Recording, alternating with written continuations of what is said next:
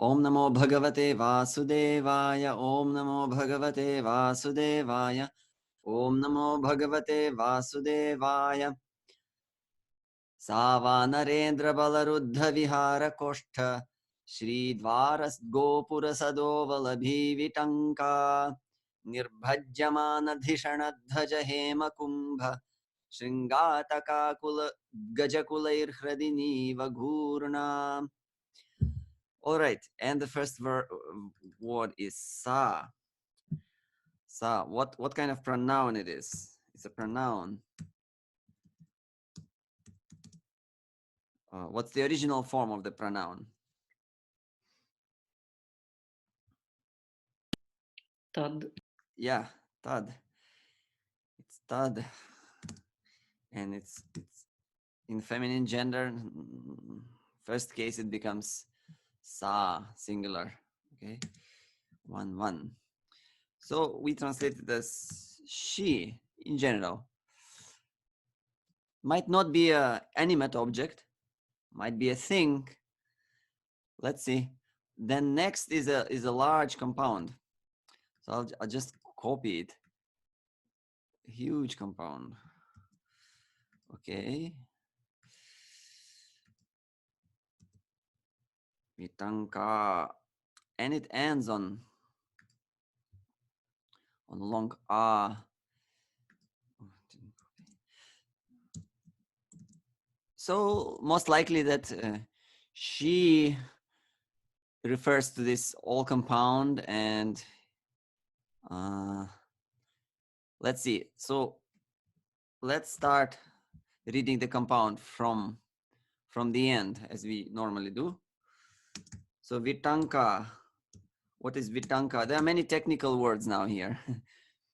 Vitanka would mean, if you look in the dictionary, aviary, or a place, like a birdhouse. Okay, Vitanka. So let's look up the gender of Vitanka. Vitanka. Well, Vitanka.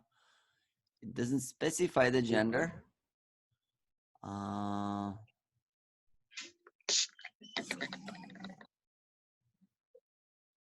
Masculine, neuter. Sorry. Yeah, it does specify masculine or neuter. Here we have it in feminine. So again, when you see a so-called wrong case, the case which appears to be wrong, it could be only one thing. And who can tell me what?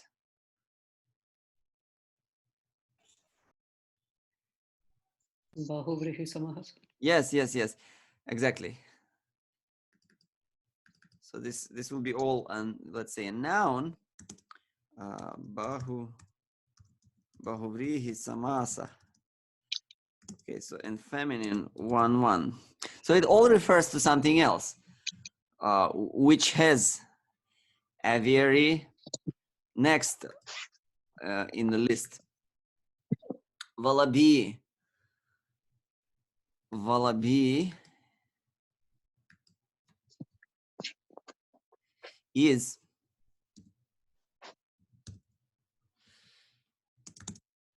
it's like a palace courtyard.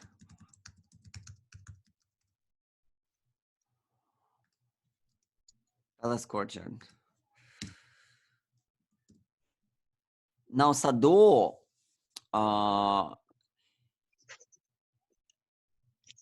of course, when you have it in Devanagari, you would wonder maybe the word ends here. However, you have to see. Okay, what Sado is Sadaha, okay?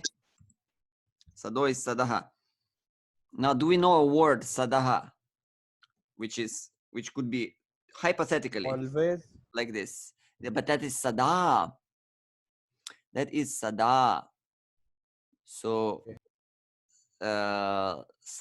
Sada could be like, I don't know, there's some word for fruit, Sada, then particular part of the back of a sacrificial animal. Anyway, something really, really obscure. So what else could be Sado here or sadaha. If it is in samasa, how can you have a visarga in the middle of samasa? What only thing could it be? Sadas. Yes, exactly. It is sadas. And we are going back to the dictionary. We see sadas. Yeah. A seat, residence, abode, dwelling, place of meeting, assembly. Okay, so let's say it's a assembly house. There is a word sadasya, okay, in Sanskrit. Member of the assembly, sadasya, and in Hindi as well, in Shuddha Hindi. So comes from these words, from sadas, assembly house. Then Gopura we know. Gopura is a like a let's say a gate, large gate, like a type of arch, yeah, on the street. Then Dvara is just a common gate. Shri Dvara, it can be, like Shri Dvara. Shri could be a particle expressing respect, but as Dvara is not a name, we can think what it does. But anyway, commentaries, they explain that Shri here just means wealth. Wealth, one of the meanings of the words, and it's a separate item in the list here. It's not connected to Dvara. It's Shri. Then we have Koshta.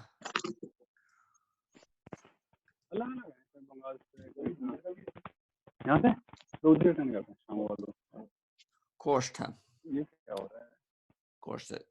Koshta is basically a storage, yeah. Storage. Then Vihara.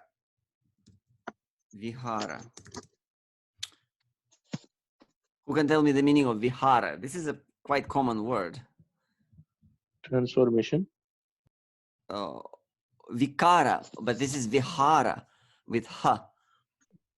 To roam around.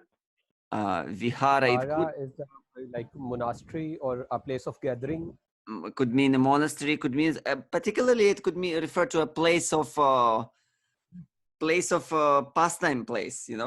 Like you can say pleasure spots. I don't know how to. It's like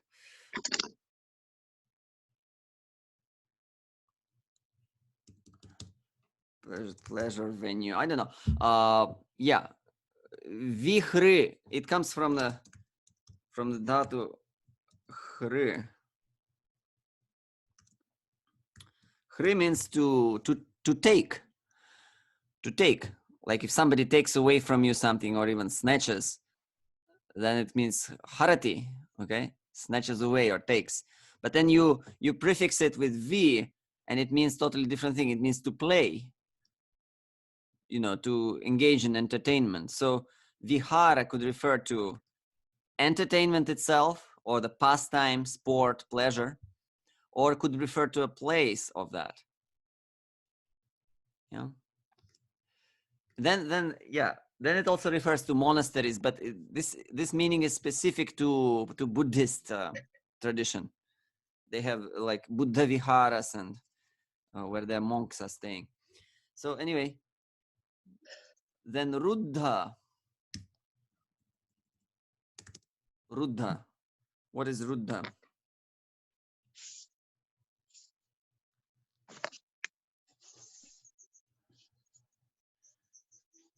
Well, I know it means blocked. Ruddha. Something is blocked. So what's the derivation? Can somebody tell me the verb? Rud, yeah. To stop, to halt. Okay. And this is a kridanta. Ta. And then by Sandhi rules or by some other rules. Ruddha can also mean control, right? Bring it under control. Yeah. The literal meaning is blocked. Okay. So blocking something means in some ways controlling something. So then all other meanings stem from it. Ruddha and then Bala. Okay. Bala is what? Strength, yeah? Strength. Strength. And Vanarendra, which is Vanara. Indra. Okay, again, the King of monkeys. kings of monkeys. So now to put it all together, we have a large list. So all these places, aviary, palace courtyards, assembly houses, large gates, normal gates, wealth, storage, pleasure venues, which all are blocked.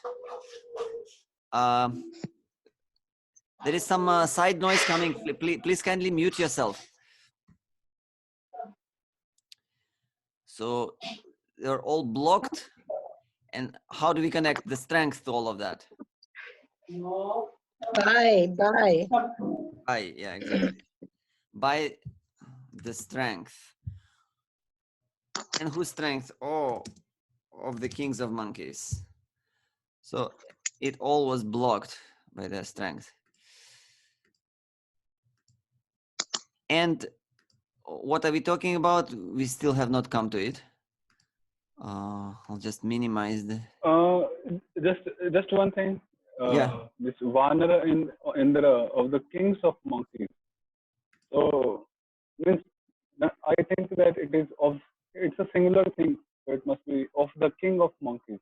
Vanara Yeah, Indra. but you see, one thing about the samasas is that words inside the samasa, they drop their endings, they drop their vibhaktis.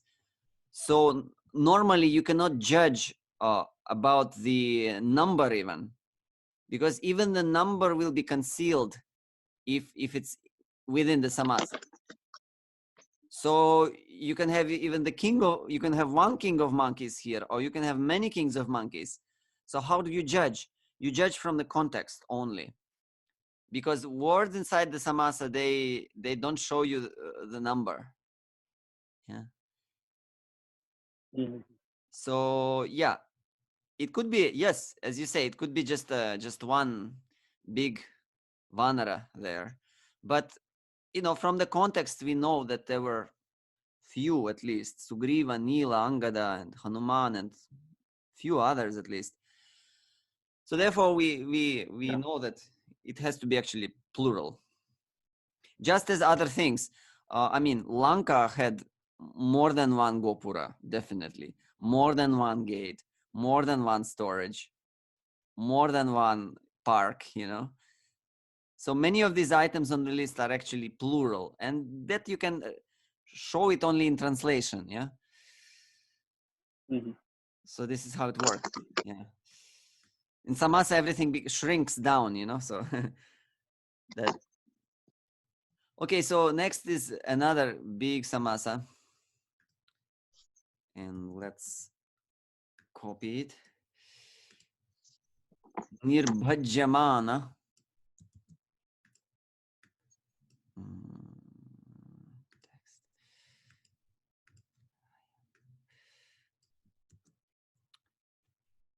Okay.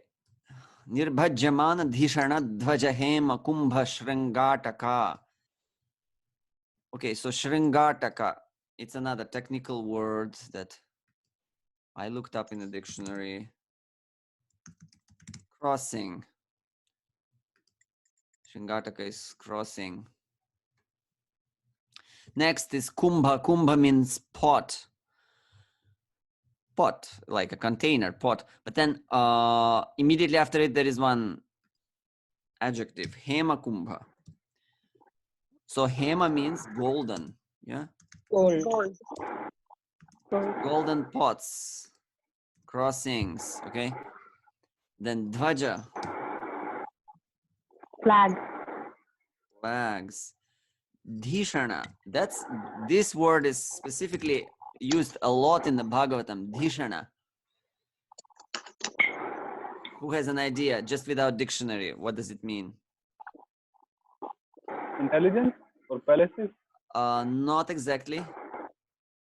It means actually dwelling place or abode. Abodes. Okay, dwelling places. Residences. Let's again. You see, take it. No, make note of that. I put plural endings, but the end, there is no ending here. It's just a base form of the word. It's not declined. It is a samasa. No, plural endings just because of the context. Next, nirbhajyamana. Nirbhajyamana. So what kind of word it is? It's not a noun, definitely. This is a participle.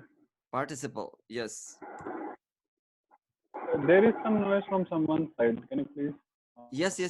Please kindly mute yourself by default. Whenever you talk, you unmute. Otherwise, it's good to stay muted because many things are happening. So, nirbhajyamana, it's a participle. And what kind of participle?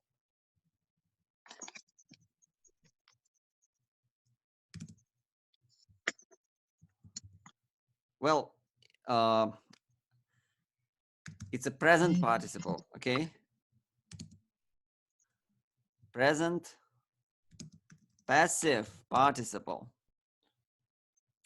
Nirbhajyamana.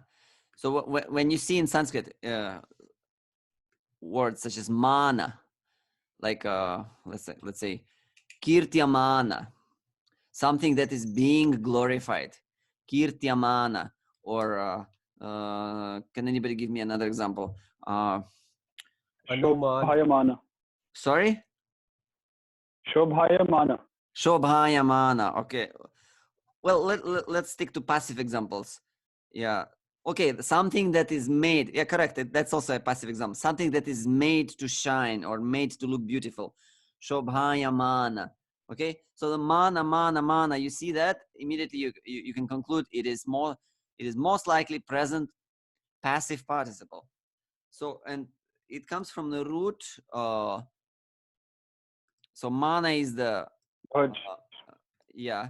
Nir is a prefix. So what is here is bhaj. Ya is another suffix that comes in between. That's when you learn grammar, you learn about those things. So bhaj, it's not bhaj actually. It's bhanj. Yeah, bhanj. Because it's passive. That nya in front of ja goes away. So it has nothing to do with the bhaj, meaning to serve and worship.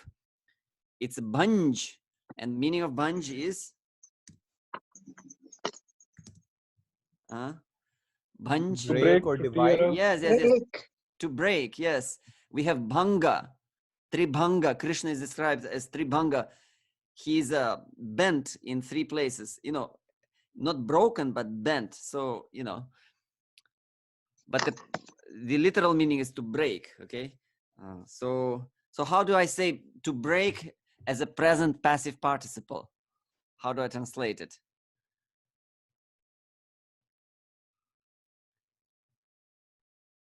Being broken. Yes, exactly. Being broken. Okay, and yeah, even if you can even add a past, kind of put it into the context of the past tense in which the whole narrative is going on. It's a kind of past. So they were being broken. Residences, flags, golden pots, and crossings.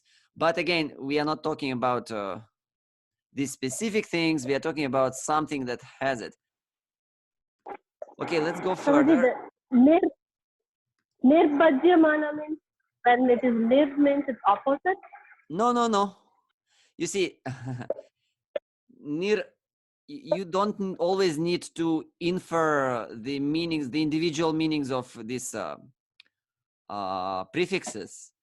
They have their individual meanings, and in some cases they work, but in many cases they just don't work.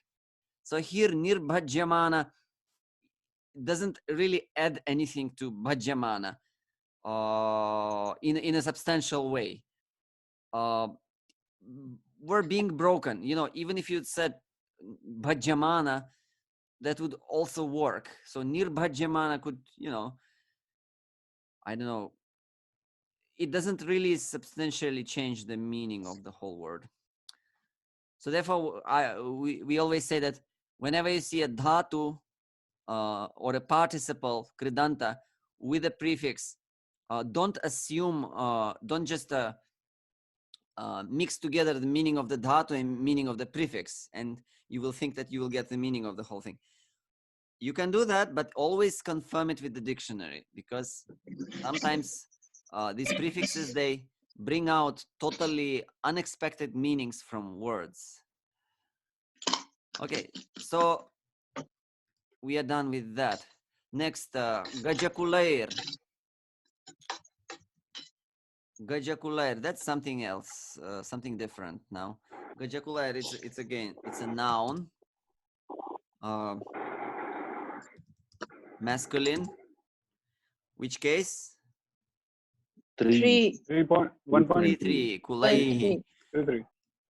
Yeah, and it means Group. yeah, Group of elephants. yeah. Oops. Groups of elephants.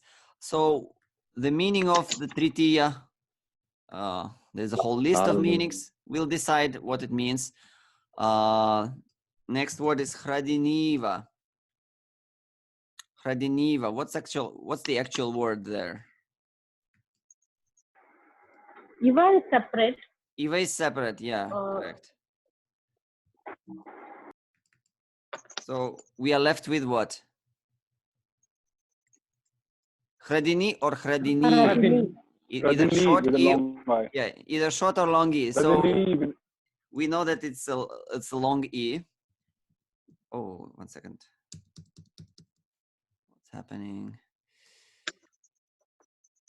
Just a second, needs to refresh.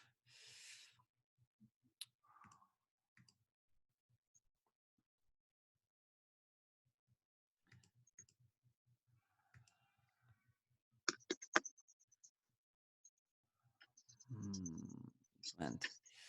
Okay. So what is hradini?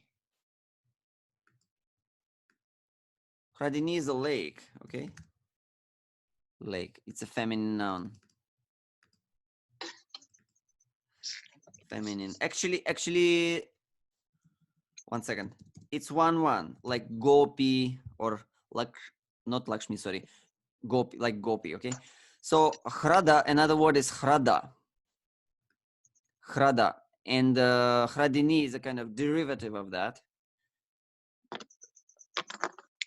Like hradini could be mean like some charming small lake.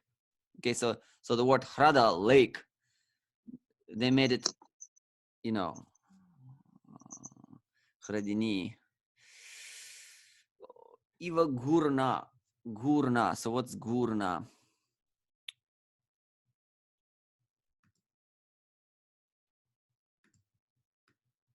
Gurna. Again, it's a type of word that you'll know only from the dictionary's meaning. Literal meanings, spinned. So spinned, like whirling, spinning, whirling, okay? Splashing. Sorry? Splashing. Splashing? No, not splashing. That's a totally different idea. So gurna, sorry, that's a long R. Gurna. So gurna, it could mean only feminine 1-1 here. Spinning and whirling about. All right, so these are all the words. We didn't see a verb. Doesn't mean there is no verb. So let's decide.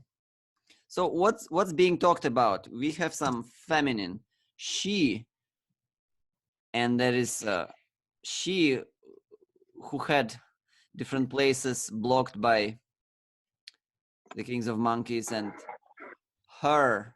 Sa is referring to Sri Lanka. Yes, exactly. She, because it's Lanka.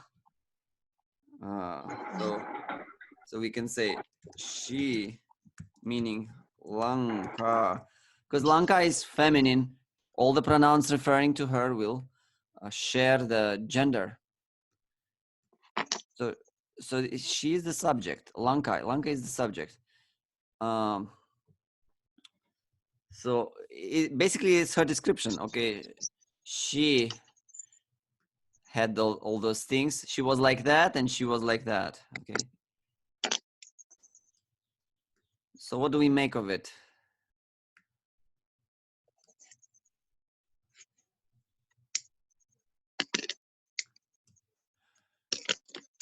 How do we make a sentence in this situation? Nirbhajamana.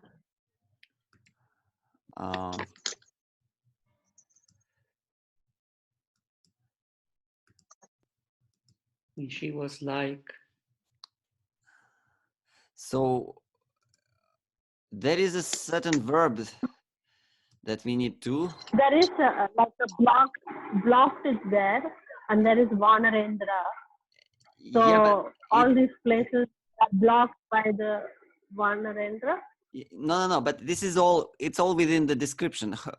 She whose all these things were blocked, and she whose all those things were being broken. So what? How do we make a sentence out of it? Because like by the strength of the chief spinning in the lake. Vanaras. it is all within the samasa.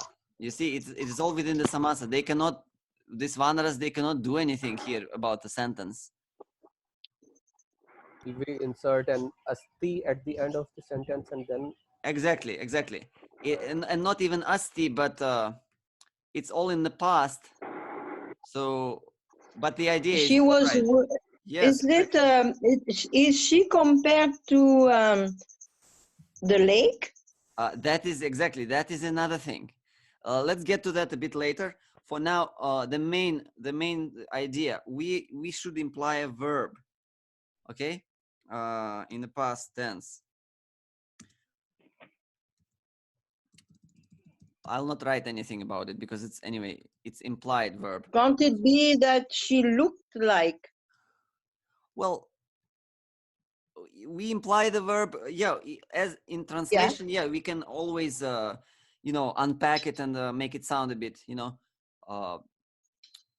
palatable, but for the sake of grammar, let's just stick to the bare minimum, so to say. So she became, like abhavat, okay?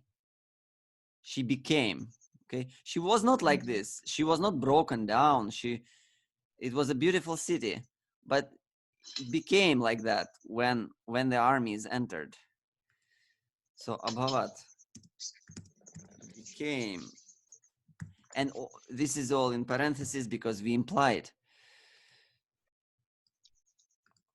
So which is our, okay, this is our connector. She became these two, okay, and they're equally important, not that one is more prominent, one adjective is more prominent than the other. She became like this, and she became like that. So A is B. In Sanskrit, this is called, let me write it for you. I already mentioned Vidheya Anuvada, or A is B.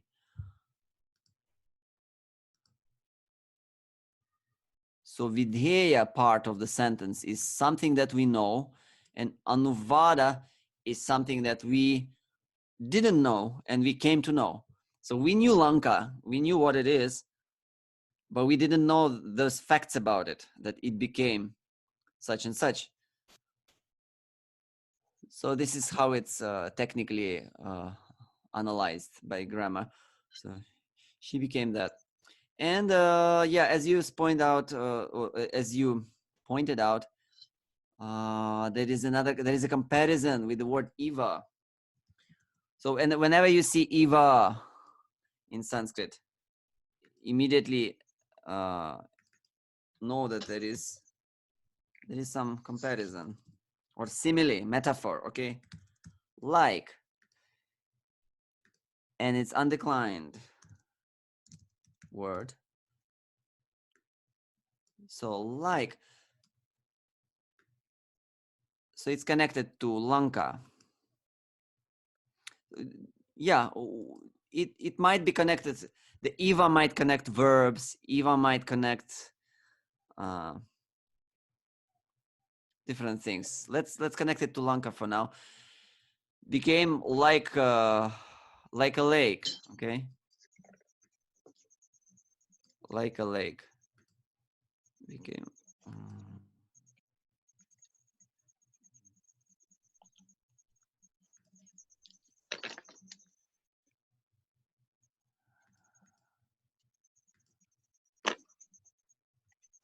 Now what do we do about the elephants?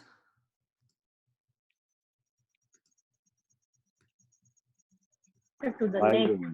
by the group of them. Means By a the group of other elephants. And what happened to the lake by Gurna.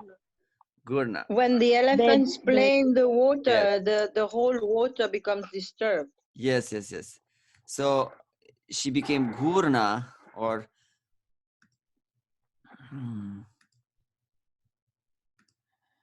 so therefore this is our by groups of elephants, okay? So again, Hladini Gurna, again we're missing something here. Abhavat is duplicated. Yeah, or rather we just take another verb here, like a shadow verb, yeah, and like and since it is a generic fact, let it be just a present simple, okay? Like comes, like a lake becomes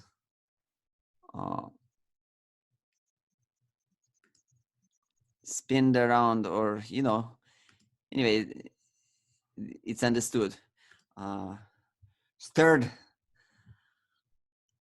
around by groups of elephants. In the same way, Lanka became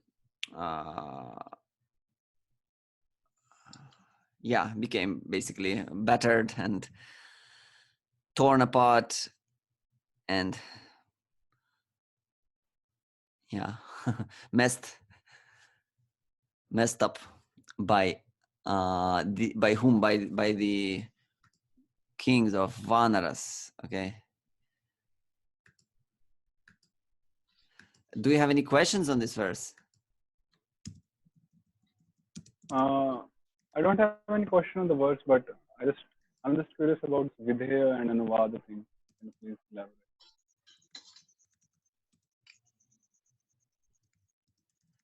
Do you have, sorry, what about Vidheya and Anuvada? I just want more, elaboration on Vidheya and Anuvada. So, Okay. Well, let's Sure. take one example from some which many of you will know. Okay, Krishnastu Bhagavan Swayam. Okay, Krishna is the Supreme Lord himself. Okay, that's a classical example of Vidheya Anuvada. Okay, Krishna, we know Krishna, but the missing piece of information about him is Bhagavan Swayam. So Krishna asti or bhavati Bhagavan Swayam. A is B. Okay.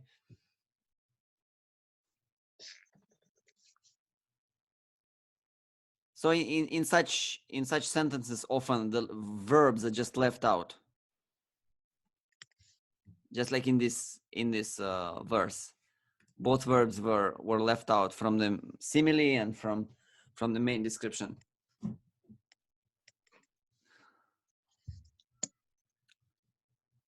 Like in many languages, we say he is such, she is such. There is that is, okay. But in languages such as Sanskrit, you don't need to always explicitly state the verb. You can just say sa nirbhajyamana shringataka, okay. and you don't need to say asti or abhavat or whatever else. It's just unnecessary here. It might be there. In some cases, you might have bhavati, asti, or abhavat, or whatever fits to the context best, but in Sanskrit, it's not necessary. Yeah.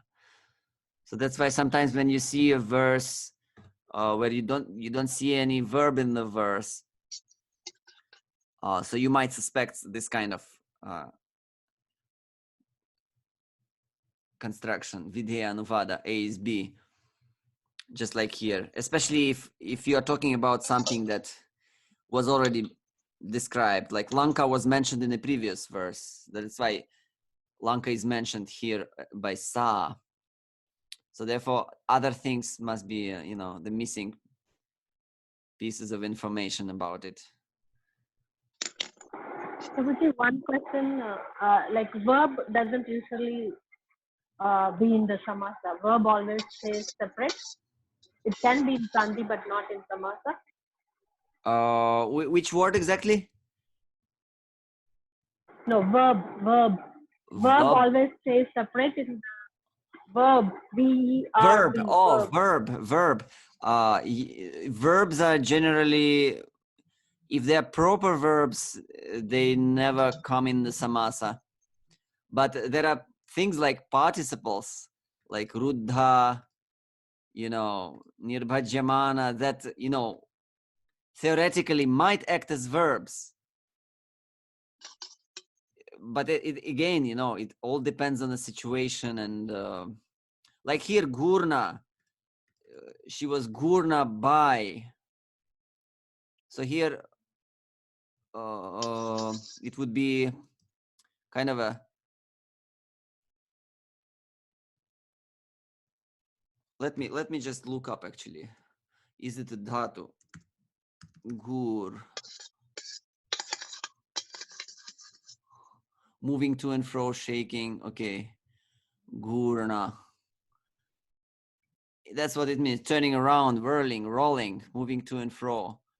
But gur by itself means to hurt, to injure, to kill. You can say maybe, yeah. So let's take even this meaning here better. Yeah, I always knew gurna as spinning, whirling, but as a verb, it means injured. So you can say torn apart somewhere. But then again, this is a kridanta, gurna. There is a kriya inside it. So gajakulayar would become the agent of that.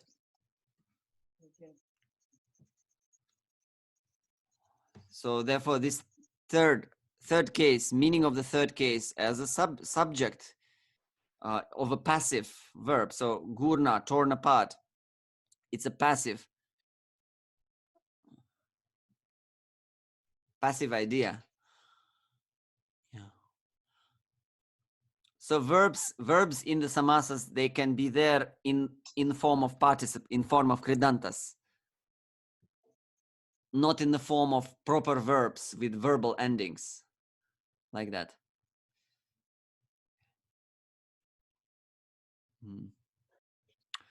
All right. So that's okay, Prabhuji. Thank you. Yeah, thank you for the questions.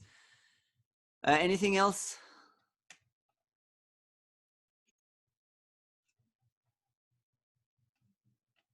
All right. Then see you all tomorrow for the next verse. Yeah, just one question apart from the verse. Yeah. So I downloaded the typing kit, from your Yes. website, Okay. Okay. the Unicode typing. So it didn't work out for me, both